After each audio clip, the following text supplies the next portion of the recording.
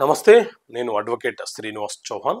ఈ రోజులలో online delivery పెరిగింది కాబట్టి ముందస్తుగానే మనము ఏదైనా ఒక ప్రోడక్ట్ కొనుగోలు చేయాలని పేమెంట్ చేసిన తర్వాత డెలివరీ బాయ్ మనకు చేయాల్సినటువంటి డెలివరీ ప్రోడక్ట్ని వేరే వ్యక్తులకు చేస్తే మనం ఏం చేయడానికి అవకాశం ఉంటుంది. సో మిత్రులారా, సాధారణంగా సివిల్ ప్రొసీజర్ కోడ్ సిపిసిలో అలాగే కాంట్రాక్ట్ యాక్ట్లో మనకు క్వసీ కాంట్రాక్ట్ అనే ఒక టాపిక్, ఒక అంశం ఉంటుంది.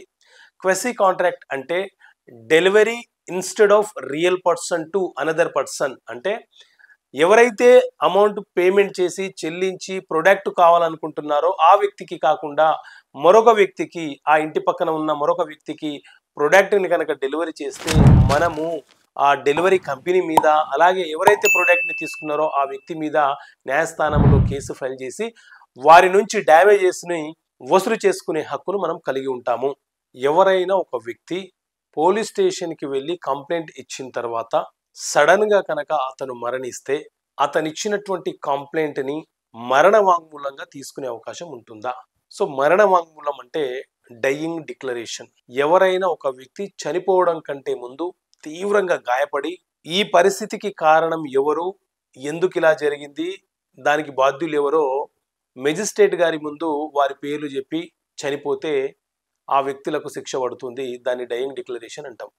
కానీ ఎవరైనా ఒక వ్యక్తి మరొక వ్యక్తితో కొంత ఇబ్బంది పడి గాయపడి పోలీస్ స్టేషన్కి వెళ్ళి కంప్లైంట్ ఇచ్చిన తర్వాత సడన్గా మరణిస్తే చట్ట ప్రకారంగా ఆ కంప్లైంట్ని కూడా డయింగ్ డిక్లరేషన్గా పరిగణంలోకి తీసుకోవాలని చెప్పి చట్టం సిఆర్పిసి అనే యాక్ట్ చాలా స్పష్టంగా చెప్తున్నటువంటి అంశము. ఏదైనా ఒక కేసు ఫైల్ చేయాలనుకుంటే దానికి లిమిటేషన్, కాల పరిమితి దాటిపోయిన తర్వాత వేయడానికి అవకాశం ఉంటుందా? ఉదాహరణకు ఎవరైనా ఒక వ్యక్తి మన వద్ద నుంచి అప్పు తీసుకొని ఒక ప్రామిసరీ నోటు రాసిచ్చాడు అనుకోండి. ఆ ప్రామిసరీ నోటు కాల పరిమితి 3 సంవత్సరాలు. 3 సంవత్సరాలు దాటితే ఆ ప్రామిసరీ నోటు మీద మనము మనీ రికవరీ అనే కేసు ఫైల్ చేసుకోవడానికి అవకాశం ఉండదు.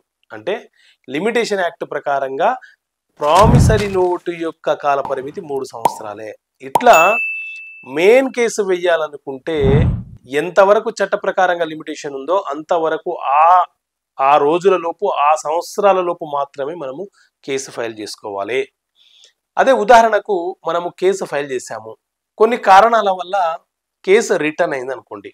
ఈ సందర్భంలో మనము కొంత ఆలస్యంగా కేసుని తిరిగి రీసబ్మిట్ చేసే సందర్భంలో ఆలస్యం అయితే అప్పుడు లిమిటేషన్ యాక్ట్ సెక్షన్ 5 ప్రకారంగా మనము ఎందుకు డిలే అయిందో చెప్తూ న్యాయస్థానంలో ఒక పిటిషన్ వేసుకోవచ్చు. కానీ మెయిన్ కేసుల విషయంలో మాత్రం లిమిటేషన్ అనేది అప్లికేబుల్ అవుతుంది.